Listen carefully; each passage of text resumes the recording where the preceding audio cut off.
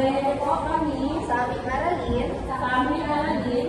Bigyan niyo po kami ng talino Bigyan niyo po kami ng talino at kabutihang loob. at kabutihang loob. Amen. Amen. Bago kayo magsiupo, nais kong pulutin ninyo ang mga basura sa paligid at ilagay ito sa tamang basurahan. Tapos na ba mga bata? Tao po, teacher. Wala na kayong umupo. Ngayon, kung tinawag ko ang inyong mga pangalan, nais kong sabihin ninyo ang inyong paboritong pagkain na kinakain ninyo tuwing kayo ay nagpapasyal dito sa ating lugar.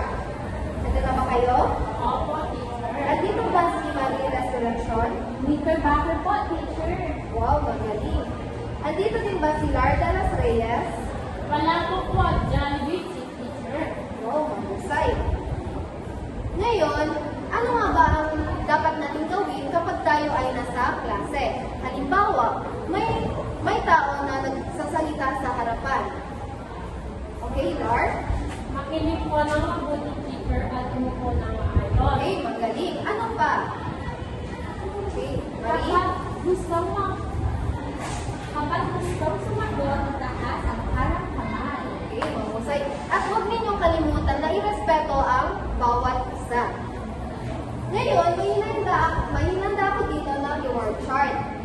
Hahatiin ko ang klase sa dalawang pangkat.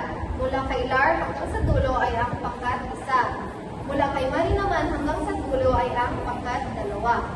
Kung kayo ay nagpapakita ng magandang asal at nakasagot ng tamang sagot, kayo ay makakapuntos or umusad ang inyong runner.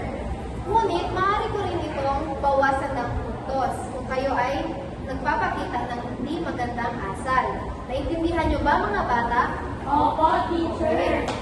Ngayon, dadako na tayo sa ating talakayin. Ano ang napapansin nyo sa larawan na ito? Teacher, Lars. nagmamano po at nagsisimba, teacher. Okay, very good. Ano pa ang meron dito? Mga pagkain po, teacher. Okay. Meron na ba kayong ideya sa ating tatalakayin sa araw na ito? Wala po, teacher. Ako Okay, Lars. ang kultura ng Zamboanga po, teacher. Okay, malapit na. Ito ang ating tatalakayin. Ang kultura ng ating lalawigan, which is ang Zamboanga City at dinabibilangan na Region 9.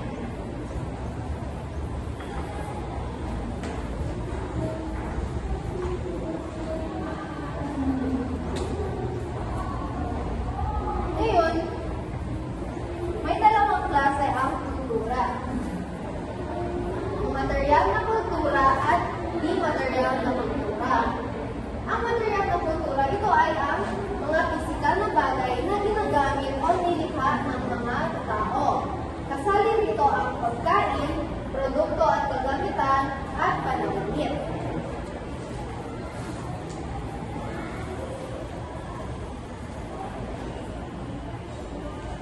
Ito ang halimbawa ng pagkain na makikita dito sa Zamboanga City. Tulad ng sinabi ni Lard, ito ay isang saging, mahusay. Ito ay isang sikat na pagkain dito sa ating lalawigan.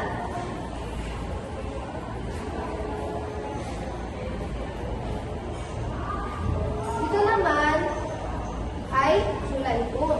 Galing ito sa ating mga kaibigan na Muslim.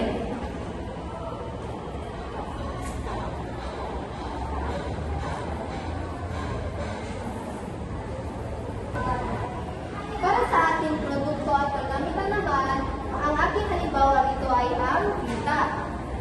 May nakakita na ba nito tuwing kayo ay namamasyal sa food court? Opo, teacher. Okay, mahusay. Ito ay isang produkto na ginawa ng mga Zamboangueño. Ngayon, dadako tayo sa pananamit. Meron pa kayong ideya kung ano ang mga sinusuot ng mga Zamboangueño tuwing may kaganapan? Teacher, Taylor? Pilipiniana po. Okay, Filipiniana. Ito ang halos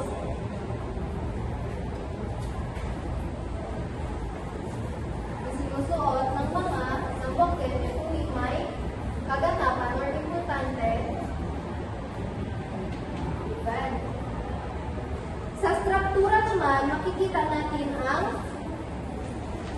fourth pillar. Nakapunta na ba kayo dito sa fourth pillar? Opo, teacher. Dito pumupunta ang mga tao, paminsan para magsimba at nananampalataya.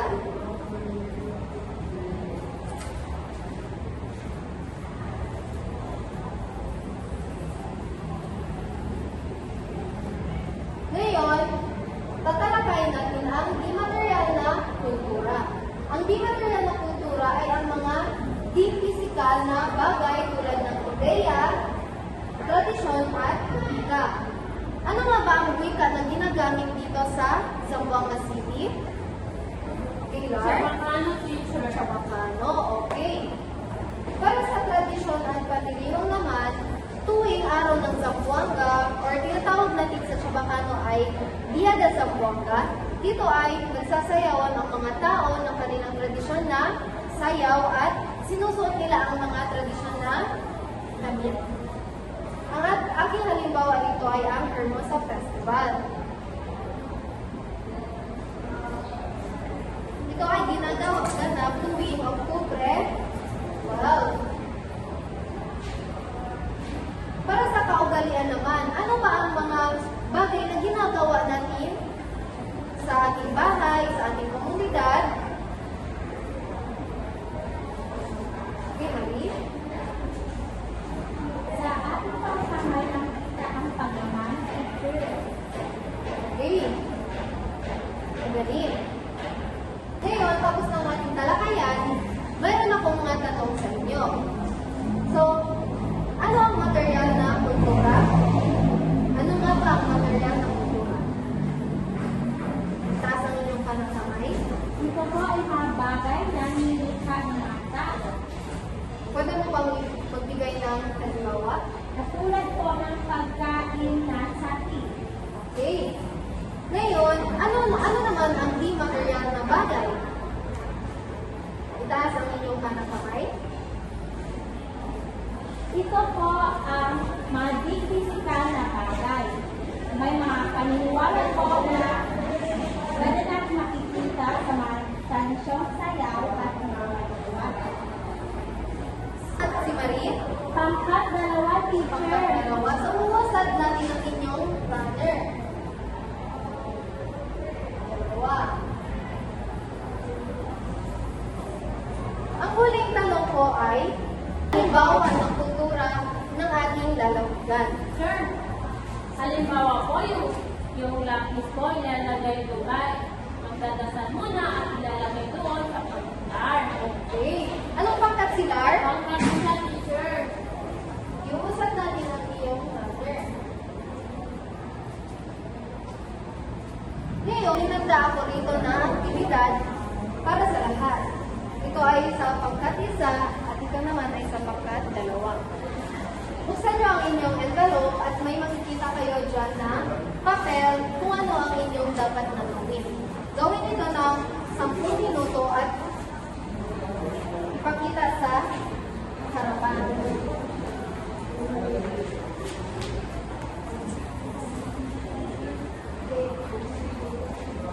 Handa na ba kayo mga bata? Opo, teacher. Sino gustong mag sa harapan? Ang ginawa ko po, teacher, ay ang pagsasayaw. Kinuha ko po ito sa ating kultura. Ito po, parte sa di material na kultura. Yun lang po. Okay, mahusay. Bigyan natin ng 2 bagsak si Lar. 1. Anong pangkat si Lar? Pangkat isa, teacher. Okay, pangkat isa. Iusap natin ang runner ni Lar.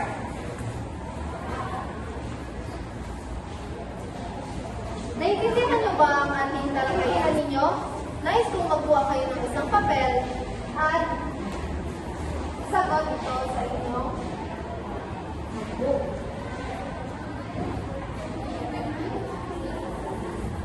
Tapos na ba mga bata? Opo, nanonood. Okay, mahusay. Para sa ating takdang aralin, kumuha kayo ng papel at isulat ito at ipasa ito sa Martes. Kailangan nyo lang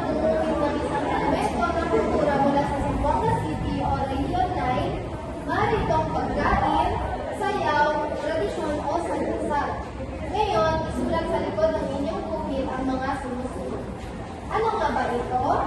Ito ba ay material o di material na kultura? At bakit ito mahalaga sa ating lugar?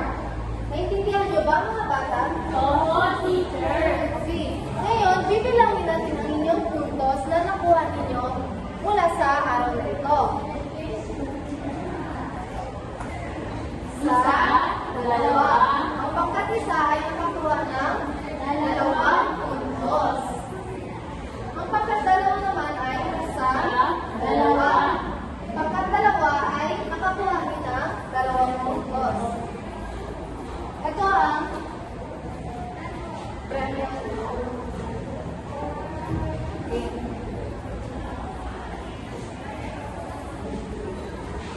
Okay, paalam mga bata. Paalam